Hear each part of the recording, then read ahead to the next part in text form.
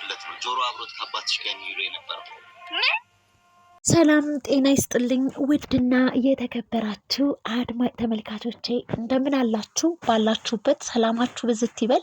ዛሬ እንግዲህ ኖላዊ ድራማን በክፍል 29 ይዘን መተናል ማለት ነው።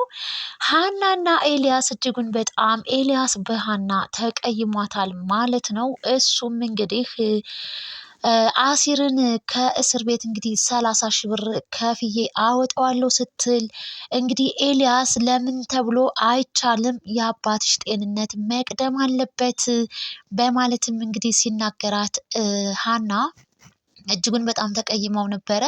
አንተና ጓደኛህ ልታደርጉት የሚገባውን ነገር ነው እኔ እያደረግኩ ያለሁት በማለትም እንግዲህ ትናገራለች ማለት ነው። እናም እንግዲህ ሀና በኤልያስ ንግግር እጅጉን በጣም ትቆጣና ትናደድበታለች። እንግዲህ ኤልያስም ሀናን በጣም የሚሳሳላት የሚወዳትም እንዲሁም ደግሞ ከሀገረ ደሴ ወደ አዲስ አበባ የገባው ሀናን ብሎና ከሀና ጎንና ከሀና ጋር አብሬ እኖራለሁ ብሎ ነበረ።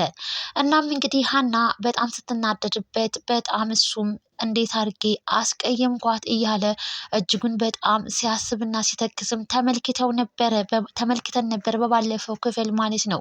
ዛሬ እንግዲህ ኤልያስ እና አሲር ተፋጠዋል ማለት ነው።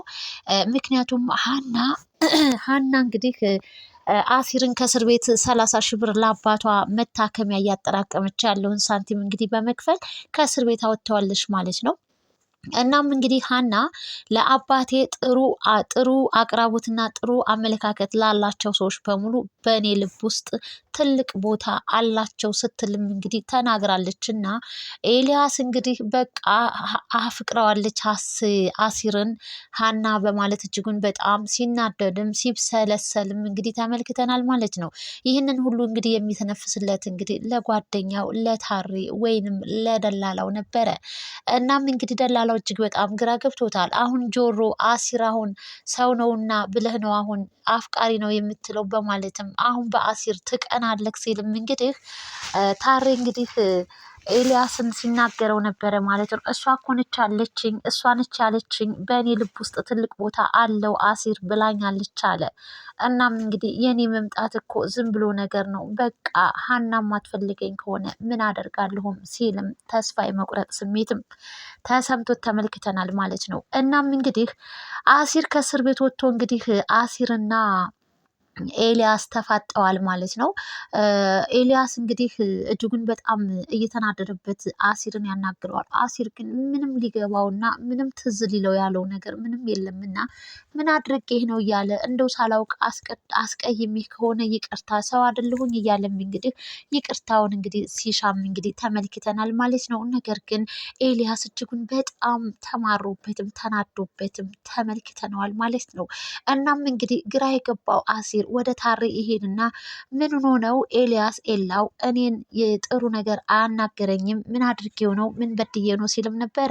ሀና ከእስር ቤት አስወጥታለች ብር ከፍላ። እናም እንግዲህ አንተና ሀና የተፋቀራችሁ መስሎት ኤልያስ ደግሞ ለሀና ብሎ ነው ከደሴ ድረስ አዲስ አበባ የመጣው፣ ትቶት ሄደውን አዲስ አበባ ለሀና ሲል ግን ተመልሶ መጥቶባታል። እናም እንግዲህ አንተና ሀናን ሲመለከታችሁ ብዙም ጥሩ ነገር አልተሰማም ሲልም እንግዲህ ታሬ ተናግሯል። እንግዲህ እራክሩዮ ይልና አሲርም እንግዲህ ሀናን በጣም ነው የሚያፈቅራት። ሀና ለሁለቱም ምንም አይነት ስሜት የላትም። ፍጹም ከሆነው መልካምነትና ወንድምነታዊ ቅርርብነት ሌላ ነገር የላትም። ምክንያቱም አሁን ላይ ሀና የሚያሳስባት የአባቷ የጤንነት ጉዳይና ብሩ አልጠራቀምላት ስላለ ትልቅ ስትረት ውስጥ ገብታም እንግዲህ ተመልክተናታል ማለት ነው። ተጨማሪ ደግሞ እነሱ እንዲናገሯትም ስለማትፈልግ ኤልያስም ምንም አይነት ነገር እንግዲህ እንዳይጨቀጭቃት እንግዲህ ስትናገረውም ነበረ ማለት ነው። እናም እንግዲህ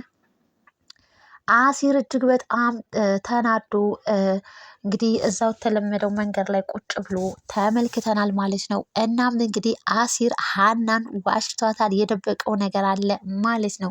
እሱም ማለት እንግዲህ ታሬ እንግዲህ ኤልያስ እንግዲህ ለነ ሀና ምን ሲያደርግ እንደነበረ ሀና በማታውቅበት መንገድ ለአሲር ብር እየላከ ከአሲር አባት ጎን እንዲሆኑ ያደረገው ኤልያስ እንደሆነ ለሀና ይነግራታል ማለት ነው። ሀናም እንግዲህ እጅጉን በጣም ደንግጣለች። ይህን ያክል እኔ ያስቀየምኩት አልመሰለኝም ነበር በማለት እንግዲህ ስትብከነከን ሰምተናል ተመልክተናታል ማለት ነው። እናም እንግዲህ ታሬ እንግዲህ ስለ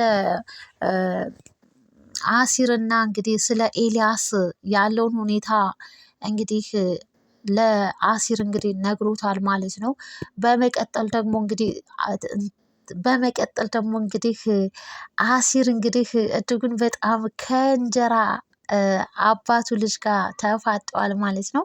እሷ ጥሩ ወንድም አገኘሁ ጥሩ ሰው አገኘሁ ብላ ሰው የናፈቃት ሰው ስለሆነች እንግዲህ ወደ እሱ ሄዳም እንግዲህ ስትመለከትና ገንዘቡ እያለች እንግዲህ ስታናግረው ንጹሕ በሆነ እህትነትም እንግዲህ ከእሱ ጋር ጥሩ የሆነ ጊዜ ማሳለፍም ትፈልግ ነበረ። ነገር ግን ባላሰበው መንገድ ሀና እንግዲህ ኤልያስ እንግዲህ ለአሲር ብር እየላከ ከሀና አባት ጋር ብዙ ጊዜና ረጅም ጊዜ አብሯቸው እንደነበረ እየተከፈለው መሆኑን አታውቅም ነበርና በታረቀኝ በኩል ይህን ነገር ስለሰማች ሀና እናም እንግዲህ አሲር እኔ ሀናን እንዴት ብዬ ነው ላያት የምችለው በምንስ አይኔ በምንስ እይታ እያለ እንግዲህ ፍቅር ላይ ንዴቱንም ሲወጣባት ተመልክተናል ማለት ነው። ያ ከይሲ ያጭራቅ አባትሽ ለእኔ የቤተሰቦቼን ንብረት ብሬን ቢሰጥ ኑሮ ሀና ፊት በኮንፊደንስ መቆም እችልና አባቷንም ላሳክምላት እችል ነበር ስትልም ነበር። ነገር ግን ምንም እንኳን ቢናገርም ፍቅር ስለምን እንደሚያወራም አልገባትምና ግራ ገብቶት ግራም ሲያጋባት ፍቅርን ተመልክተናል። አልገባኝም ስለምንድን እያወራህ ነው ስትለውም ነበረ። አንቺ መቼም ሊገባሽ አይችልም መቼ ፍቅር ይዞሽ ያውቃልና ሲልም ነበር አሲር ማለት ነው። እጅጉን በጣም በሚያሳዝን ሁኔታ እንግዲህ ተደናግጣም እንግዲህ ተመልክተናታል ማለት ነው። ኤልያስ ወሎየው እንግዲህ በቃ መሄዴ ነው ወደ ደሴ በቃ እኔ የመጣሁት ሀንዬም ብዬ ነበር።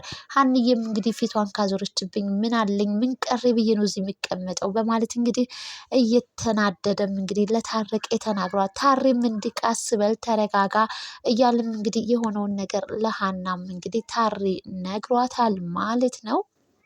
እጅጉን በጣም በሚያሳዝን ሁኔታ እንግዲህ ኤልያስ ተቀይሟል ማለት ነው። ኤልያስ ለሀና በስልክም ሆነ እንዲሁም ደግሞ እሷ በማታውቅበት መንገድ እንግዲህ ከጎናቸው ሰው እንዲቆምላቸው ያደረገ ምርጥ አፍቃሪ ነው ማለት ነው።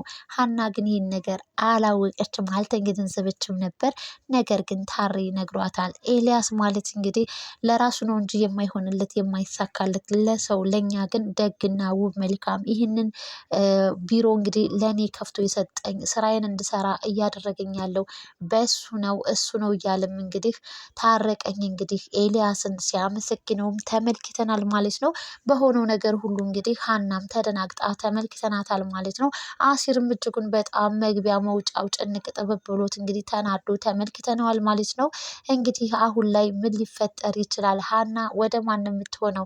ኤልያስን ይቅርታ ጠይቀው እዛው አብሯት ከጎኗ እንዲሆን ታደርግ ይሆን ወይንስ ወደ ደሴ ተሳፍሮ ይሄድ ይሆን የሚለውን እንግዲህ ሀሳብ ግምት አስተያየታችሁን በኮሜንት አስቀምጡልን እላለሁ። ውድና አድማጭ ተመልካቾቼ ቤተሰቦቼ ማለት ነው። ኖላዊ ድራማ እጅጉን በጣም አምሮና ተውቦ አስተማሪ የሆነ ድራማ ነው ማለት ነው።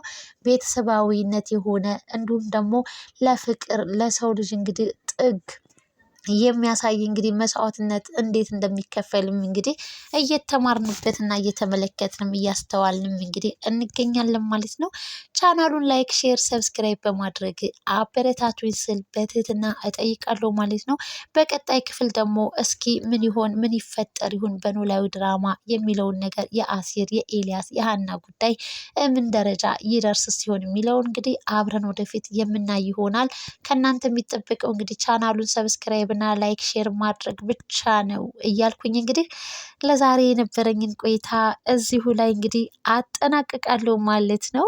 እናም እንግዲህ የመዝገቡ እንጀራ አባት መዝገቡ ወይንም አሲር ከእስር ቤት መውጣቱንም አያውቅም ማለት ነው። እሱም እንግዲህ ሲያውቅ ማን ያስወጣው ማን ነው ያስፈታው በማለትም እንግዲህ ወደ ሀናና ወደ ሀና አባት መድረሱ አይቀርም። እነሱ ጋር ደግሞ ሲደርስ ወደ ወይዘሮ ሜላት ጋር እንግዲህ ጉዳዩ ይደርሳል ብዬ እንግዲህ ይህ የኔ ግምት ነው። አሲር እንግዲህ በመጨረሻም የቤተሰቦቹን ንብረት በህግ እንግዲህ ይካፈል ወይንም ያገኝ ይሰጥ ይሆን የሚለውን እስኪ ሀሳብ አስተያየታችሁን በኮሜንት አስቀምጡ። ባይ ባይ።